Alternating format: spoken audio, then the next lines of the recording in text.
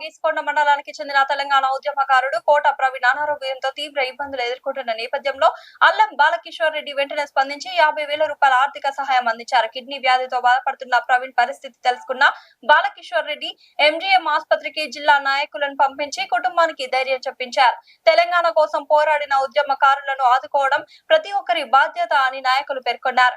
ఈ కార్యక్రమంలో వీరగోని రాజ్ కుమార్, అల్లం మర్రెడ్డి, రాడం శ్రీధర్, గోనె మల్లారెడ్డి, తుప్పరి వికాస్, మాదాసి రాంబాబు, గాడుదుల బోంద్యాలు, తుప్పరి ఉదయ్, కోట ప్రమోద్, డౌడు సునీల్, డౌడు రాజేష్, దూనికే కొమరయ్య, దుర్చే శ్రీనివాస్, ఇనుమల ప్రభాకర్, మిద్దపాక విజయ్, గుర్రం రఘు, సంధ్యాల సునీల్, యాదెళ్ల ప్రవీణ్, జన్ను రేణుక, నామిళ్ల చిన్నస్వామి, నామిళ్ల కమెంట్ తదితరులు పాల్గొన్నారు.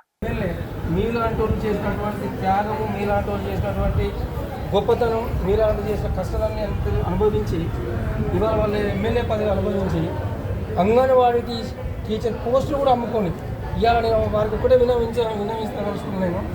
అప్పుడు వీళ్ళు ఇలాంటి వాళ్ళు చేయబట్టి తెలిసిన నువ్వు ఒక పోస్టు పైసలు కాదనుకుంటే ఇక బాగుపడతాడు. ఒక అంగన్వాడీ పోస్టు నువ్వు అమ్ముకున్న పైసలు కాకపోతే బాగుపడతాడు.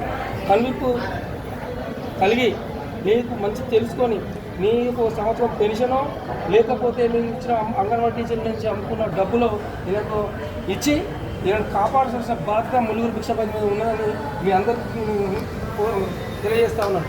ముఖ్యంగా ఈ ఉద్యమకారులలో గొర్రెకుంట నుంచే బాగా ఎక్కువ నష్టపోయింది. ఈ టీఆర్ఎస్ పార్టీ చేయబట్టి గొర్రెకుంటలో ఉన్న యువకులే ఎక్కువ నష్టపోయారు. మేము వైఎస్ఆర్సీలో ఉన్నప్పుడు కూడా మాకు వ్యతిరేకంగా పోరాడి ఎన్నో రకాలుగా వాళ్ళు ఇబ్బందులు పడి మాతోటి పార్టీ పరంగా అన్ని రకాలుగా వాళ్ళు ఇబ్బంది పడి ఈరోజు ఈ స్థాయి చూస్తాను నిజంగా కూడా చాలా బాధాకరం అనిపిస్తుంది.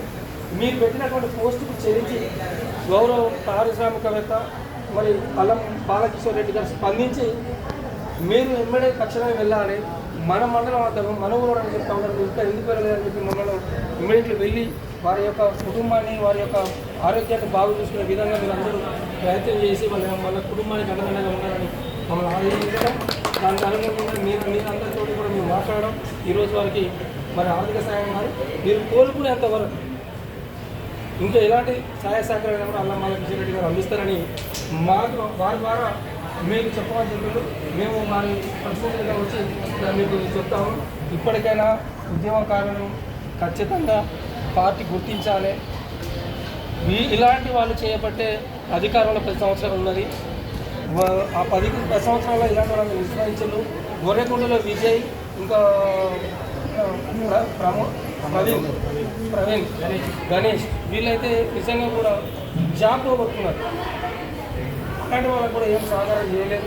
కనీసం ఇప్పటికైనా ఇలాంటి వాళ్ళు చేయబట్టి పదవులు పొందిన నాయకులకు కనువిప్పు కలిగి మంచి భవిష్యత్తు వీళ్ళకి కల్పించాలి. మీరైతే బ్రహ్మాండంగానే ఉన్నారు, వీళ్ళని కల్పించాలి.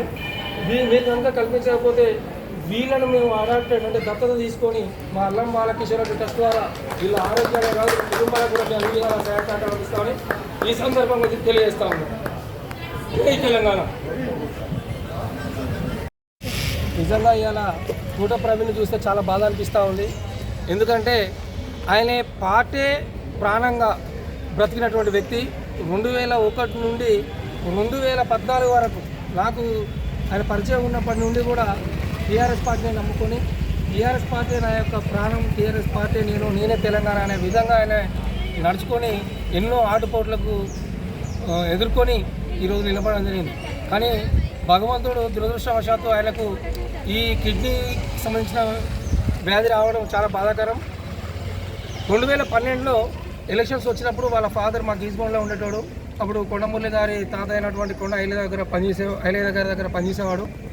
దాంట్లో భాగంగా కొంత భూమి కూడా వాళ్ళకు ఉచితంగా ఇవ్వడం జరిగింది. అప్పుడు నేను వెళ్ళి ప్రవీణ్ దగ్గరికి తమ్మి మీకు కొంత వాళ్ళ ఆర్థిక సహాయంగా భూములు జాగాలు కూడా ఇచ్చిళ్ళు, మీరు కొంచెం మాకు సపోర్ట్ చేయాలంటే అన్న మీరు ఏదైనా చెప్పండి కానీ ఈ విషయం మాత్రం చెప్పకండి. నేను టీఆర్ఎస్ పార్టీలో ఉన్నాను, నేను ఉద్యమకారుణ్ణి, తెలంగాణ కోసం ప్రాణాలను అర్పిస్తే తప్ప నేను మోసం చేయను, మీరు దయచేసి అడగొద్దు, మీరు ఇంకోసారి నా దగ్గర రావద్దు అని చెప్పడం జరిగింది. అలాంటి వాళ్ళ త్యాగంతో 2012లో మరి పరకాల నియోజకవర్గంలో టీఆర్ఎస్ పార్టీ గెలవడం జరిగింది. గెలిచిన తర్వాత అప్పటి ఎమ్మెల్యే మరి ఇలాంటి వాళ్ళను విస్మరించి ఏదైతే అంగన్వాడీ టీచర్లు పోస్టులు ఆయా పోస్టులు అమ్ముకొని వాళ్ళు పబ్బం గడుపుకున్నారు తప్ప ఇలాంటి ఉద్యమకారులను విస్మరించి వారు ఎంజాయ్ చేశారు. ఇప్పటికైనా కనువిప్పి కలిగి ఇలాంటి ఉద్యమకారులు పార్టీ కోసం పనిచేసిన వారికి ఇవాళ ఎంజీఎంలో ఈ దిస్థితిలో ఉండడం అంటే పార్టీ మనల్ని ఏమాత్రం ఆదుకుంటుందో మీరు ఒకసారి గ్రహించాలి.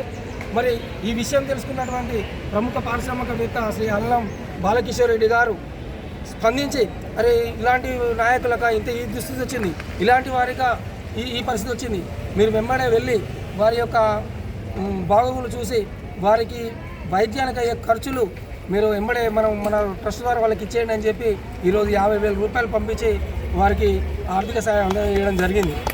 నేను అనేది ఒకటే, పార్టీని నమ్ముకొని పార్టీ కోసం పనిచేసి ఈరోజు చావు బ్రతుకులో ఉన్న వాళ్ళు కూడా కనీసం చూడలేని పరిస్థితిలో నాయకులు ఉన్నారంటే ఎవరి కోసం మనం పనిచేయాలి, ఎందుకోసం చేయాలనేది ప్రతి ఒక్కరికి వస్తుంది. అల్లం బాలకిషోర్ రెడ్డి గారు ఒక మాట చెప్పారు, ఉద్యమకారులకు ఒక మాట చెప్పండి, వారికి ఆర్థికపరమైన విషయాలలో కుటుంబపరమైన విషయాలలో ఏదైనా మంచి చెడు వాళ్ళకు నిజంగా కూడా ఆపద ఉంటే మీరు వాళ్ళని గ్రహించండి, వారి యొక్క కమిట్మెంట్కు మనం నిజంగా కూడా యాక్సెప్ట్ చెప్పాలి, ఎంత ఇచ్చినా కూడా తక్కువే, వారిని మనం కాపాడుకుందాం, కడుపులో పెట్టుకుందాం అని చెప్పి అల్లం బాలకిషోర్ రెడ్డి గారు చెప్పడం జరిగింది. ఆ విషయం మీకు ఈ సందర్భంగా మీకు తెలియజేస్తా ఉన్నాం. ఇప్పటికైనా కూడా టీఆర్ఎస్ పార్టీతో లబ్ధి పొంది పదులను మించిన నాయకులు నిజంగా ప్రవీణ్ లాంటి వాళ్లకు, అలాగే విజయ్, ప్రవీణ్ వీళ్ళు జాబులు కూడా కోల్పోయారు ఈ ఉద్యమాలు చేపట్టి, వారిని ఆదుకోవాలని ఈ సందర్భంగా డిమాండ్ చేస్తూ ఉన్నాను. గ్రామానికి చెందినటువంటి గణేష్, ఆయనకు కానిస్టేబుల్ జాబ్ ఉద్యోగం వచ్చింది. అయితే కొన్ని సందర్భాల్లో ధర్నా చేసే కార్యక్రమాల్లో రైల్వే ట్రాక్ మీద వీళ్ళు వంట మార్పు చేసినప్పుడు ఆ కేసు బుక్ అవ్వడం వల్ల ఆయనకి ఈరోజు ఉద్యోగం రాకుండా పోయింది. ఇప్పుడు ఆయన కుటుంబ పరిస్థితి ఏంది? మేము ఈ విషయంలో ఏం చెప్తున్నామంటే అల్లం బాలకిషోర్ రెడ్డి గారు ఒకటే మాట చెప్పారు, ఉద్యమకారులను అవసరం అనుకుంటే దత్తత తీసుకుందాం, వాళ్ళ కుటుంబాలను దత్తత తీసుకుందాం, వారికి ఎలాంటి ఆర్థికపరమైన విషయాలు వస్తే మనం అండగా ఉంటాం, నా మాటగా మీరు చెప్పండి అని చెప్పి వారు చెప్పడం జరిగింది. ఖచ్చితంగా మేము పరకాల నియోజకవర్గంలో ఉన్నటువంటి ఉద్యమకారులందరినీ కూడా వాళ్ళ మంచి చెడులు చూసుకోవడానికి మా వంతు సహాయ సహకారం అందిస్తామని తెలియజేస్తాము.